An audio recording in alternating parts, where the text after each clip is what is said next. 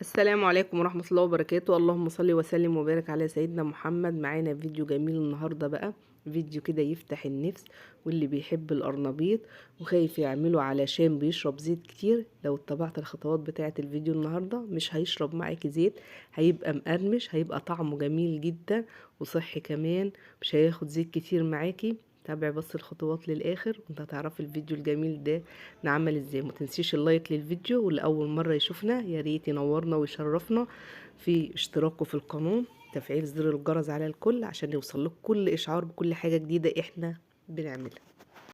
يلا بقى نسمي ونصلي على النبي عليه الصلاة والسلام ونشوف عملنا القرنبيط الجميل ده بتاعنا ازاي. احنا مسكنا نضفنا القرنبيط وقطعناه قطع زي ما احنا شايفين بالشكل ده. ما نخليش القطعة كبيرة، حاولي تخلي القطع صغيرة. هتجيبي مية ساقعة وبعدين هتنزلي فيها القرنبيط بتاعك بحبة من الملح صغيرين جدا، وبعدين هترفعيه على النار لما يستوي. اول حاجة علشان ما ياخدش زيت معاك كتير ما تسويهوش قوي، تسويه سوا اللي هو بيبقى متماسك مع نفسه، ما يبقاش مستوي. كل ما يستوي قوي كل ما هتبقى طرية، كل ما هتشرب كمية كبيرة من الزيت. دي اول تكة في الفيديو بتاعنا علشان تعرفي ان القرنبيط بياخد زيت معاكي كتير ليه. بعد كده هنخرجيه من المية وهتصفيه في مصفى زي ما انت شايفه. المكونات بتاعتنا معانا بيض، معانا 4 عدد بيض، معانا هنا كوباية من الدقيق، كوباية من النشا، معانا توم، معانا خضرة، معانا مجموعة من البهارات. أول حاجة هنضرب الخضرة مع التوم وهنركنها. بعد كده هنجيب كوباية الدقيق مع كوباية النشا، هنقلب كل المكونات الجافة مع بعضها، وبعد كده هننزل عليهم بالمية، هنضربهم مع بعض زي ما نكون بنضرب كيكة بالظبط. هنحط حبة بحبة علشان القوام بتاعك يبقى تقيل ما يبقاش خفيف. لو انت خففتي السائل بتاع القرنبيط برضه هيشرب معاكي زيت. هنا هنعمل العجينة دي ما بين الكيكة والكريمة، هتبقى تقيلة مش هتبقى خفيفة. هتحط حبة بحبة، مش هتحط المية كلها مرة واحدة علشان يدي معاكي السمك اللي انت شفتيه ده. هي ممكن كنت تستخدمي ما كناش نحط الحبة المية دول كمان، بس هي طلعت برضو مظبوطة. اهم حاجة يكون معاكي القوام تقيل بتاع الدقيق مع النشا علشان يدي معاكي النشفان وتطلع معاكي كريسبي وما تاخدش معاكي زيت كتير. هتحطي بقى البيض، تحاوليش تكتري اكتر من كده بيض. كل ما تحطي بيض كل ما يبقى معاكي رغاوي كتيرة، ويبقى الزيت بتاعك ما بيبينش القرنبيط بيستوي ازاي، وممكن يتحرق وبيدي رغاوي كتير كده ما بتعرفيش تظبطي السوا بتاعه. ندي عصرة ليمونة على الخلطة بتاعتنا بعد ما حطينا المكونات كلها وحطينا التوابل بتاعتنا. كل التوابل متاحة ان انتوا تحطيها. دي الخضرة اللي احنا ضربناها مع التوم، هنقلبه مع الخليط بتاعنا لحد ما يمتزج كويس مع بعضه، وبعد كده بقى هننزله في القرنبيط.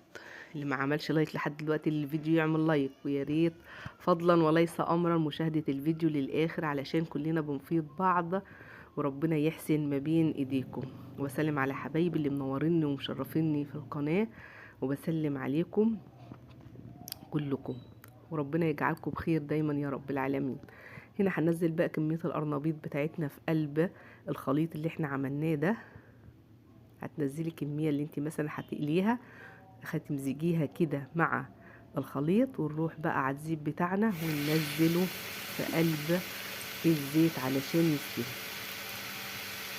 متماسكة معاكي اهي، بتنزل بتلم نفسها في السوا قليل قوي لما تتناثر منها حبات من الخليط بتاعك، لانك انت عامله السمك تقيل. ممكن لو حبيتي تقليه شويه عما انا عاملاه كمان يا ريت يبقى افضل. كميه الميه اللي احنا حطيناها في الاخر الصغيره دي ما تحطهاش، هيطلع معاكي كريسبي، هيطلع ناشف. وهوريكي كميه الزيت اللي احنا مستخدمينها هتفضل زي ما هي، مش هينقص منها اي حاجه. ده شكل الكميه الاولانيه لما سويناه. هوريكي ازاي هي مستويه ازاي. بصي اهي، بصي بفتحها ما بين ايديا ما نعطيتش زيت خالص، ناشفه وكريسبي وطيبه وطعمه جميل جدا. بس اتبعي خطوات اللي احنا عملناها وان شاء الله هيطلع معاكي احلى قرنبيط. اول حاجه ما نسويهوش السوى اللي هو المهري يبقى متماسك.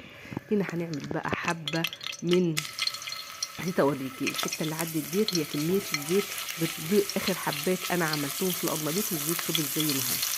هنا بقى هنجيب طاسه ونحط فيها معلقتين زيت ابيض، معاهم معلقتين من الثوم المفروم، عليهم حبه من الكمون، وعملنا حبات من البطاطس المسلوقه، وهنعمل بطاطس بوريه تبقى جنب القرنبيط بتاعنا علشان تبقى وجبه حلوه وبألف هنا وشفا لكل حد يعمل بايده حاجه حلوه. نزل عليها حبه من الخضره، كزبره على حبه من الشبت، بيخلي طعم البطاطس في حته تانية خالص مع الثوم.